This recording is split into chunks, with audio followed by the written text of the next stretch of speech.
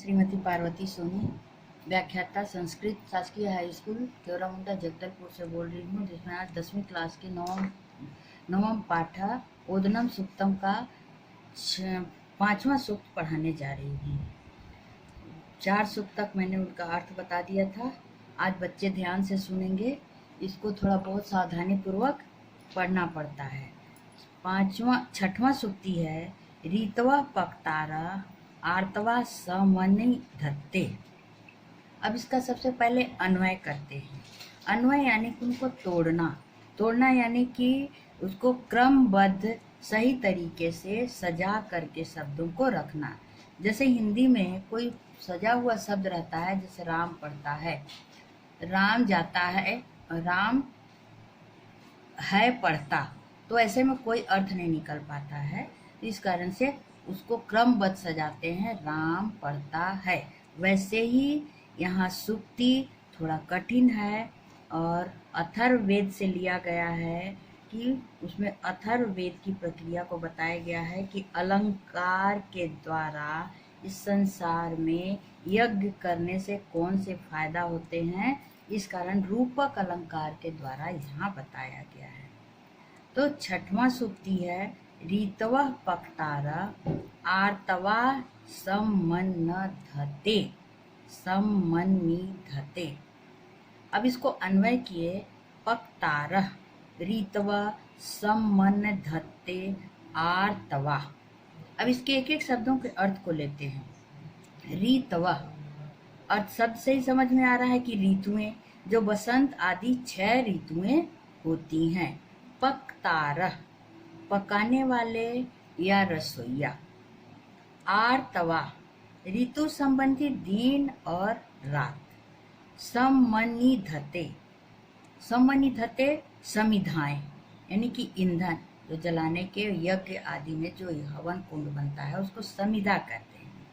अब रीतवा पक्तारा आर्तवा समन्निधते अर्थ होगा चावल को पकाने वाली, क्योंकि चावल के पकाने के द्वारा ही इस सूक्ति का अर्थ पूरे श्लोक में समझाया जा रहा है। चावल को पकाने वाली रसोइया है बसंत आदि 6 ऋतुएं। ऋतवा बसंत आदि 6 ऋतुएं, हेमंत, शिशिर, शरद इत्यादि जैसी 6 ऋतुएं होती है, वो 6 ऋतुएं हैं। और ईंधन है ऋतु से संबंधित दिन और रात, यानी ऋतवा पक्तारा आर्तवा सम्मन्निधते। पक्तारा ऋतवा सम्मन्निधते आर्तवा। ऋतवा बसंत आदि 6 ऋतुएं, पक्तारा पकाने वाले या रसोइया, आर्तवा ऋतु संबंधित दिन और रात, सम्मन्निधते समिधाएं, जो यज्ञ में अग्नि जलाने का काम आता है। उस लकड़ी को ईंधन के रूप में समिधा कहते हैं। चावल को पकाने वाली रसोइया है बसंत आदि 6 ऋतुएं, और ईंधन है ऋतु से संबंधित दिन और रात है। सातवां क्या है तस्योदनस्य बृहस्पति शिरो ब्रह्मा मुखम। तस्य ओदनस्य बृहस्पति शिरो ब्रह्मा मुखम। अब इसका अन्वय करते हैं। सबसे पहले तस्य ओदनस्य, तस्य मने उसके, ओदन मने भात, से मने काके की, शिर बृहस्पति मुखम ब्रह्मा।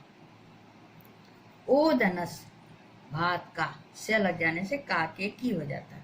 बृहस्पति ऋग्वैदिक देवता, ऋग्वेद में जिन देवताओं का नाम लिया जाता है उनको बृहस्पति आदि के नाम से जाना जाता है। सिर या मस्तक या माथा। अनुवाद उस ओदन, तस्य ओदनस्य, उस ओदन को यानी भात को मस्तक है कौन? बृहस्पति, और मुख है ब्रह्मा। उस ओदन का बृहस्पति क्या है? उस ओदन का भात है मस्तक और बृहस्पति और मुख है ब्रह्मा।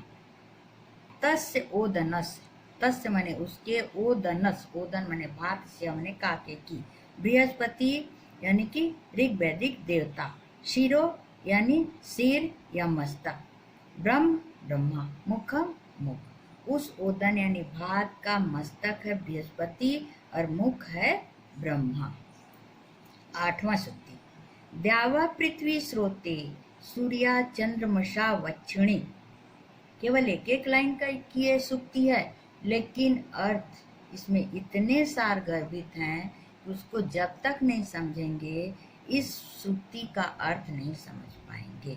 इसलिए बच्चों जो भी ध्यान पूर्वक इसे देख रहे हैं, उन्हें अच्छी तरह से शब्दों के अर्थ को समझिए और उनका अर्थ लिखिए। द्यावा पृथ्वी स्रोते, स्रोते द्यावा पृथ्वी, अन्वय में स्रोते द्यावा पृथ्वी, अक्षिणी सूर्या चंद्रमसौ, चंद्रमा असौ, चंद्रमा के साथ, प्राणपाना सप्तऋषय, स्रोतो दैवा पृथ्वी, अक्षिणी सूर्या चंद्रमसौ, प्राणपाना सप्तऋषय।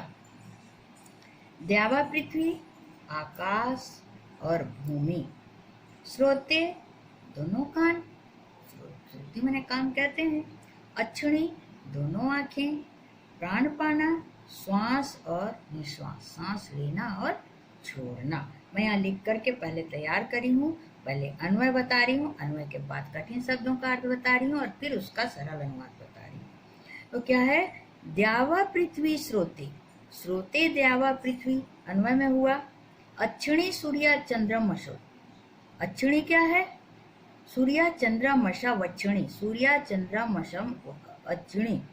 तो स्रोते द्यावा पृथ्वी, अक्षिणी सूर्या चंद्रम असौ, प्राणपाना सप्तऋषय। द्यावा पृथ्वी मतलब आकाश और भूमि, स्रोते दोनों कान, अक्षिणी दोनों आंखें, प्राणपाना श्वास और निश्वास, सांस लेना और छोड़ना। अनुवाद, उस ओदन के दोनों कान हैं, सुनने के लिए भी तो रहता है ना। द्यावा पृथ्वी यानी आकाश और भूमि, दोनों आंखें हैं सूर्य और चंद्रमा, प्राण और अपान, वायु 7 ऋषि है। श्लोक का 9वां अंत वाला श्लोक, ओदनेन यज्ञवच सर्वे लोका समाप्या सुक्ति, ओदनेन यज्ञवच सर्वे लोका समाप्या, यज्ञवच ओदनेन सर्वे लोका समाप्या, यज्ञवच यज्ञ करने वाला, समाप्या समाप्त करते हैं, यज्ञ करने वाले ओदन के माध्यम से समस्त लोक को प्राप्त करते हैं। यानी जो यज्ञ कराते हैं वो ओदन यानी भात के माध्यम से पूरे लोकों का सुख प्राप्त करते हैं। अब इसके प्रश्न उत्तर को थोड़ा ध्यान से आप करेंगे। आज के लिए इतना ही है। इसके पूरे सूक्तियों का अर्थ आप लिखेंगे और लिख करके उनका अर्थ मुझे समझाएंगे, फिर प्रश्न उत्तर करेंगे। धन्यवाद बच्चों, पढ़ाई पर ध्यान।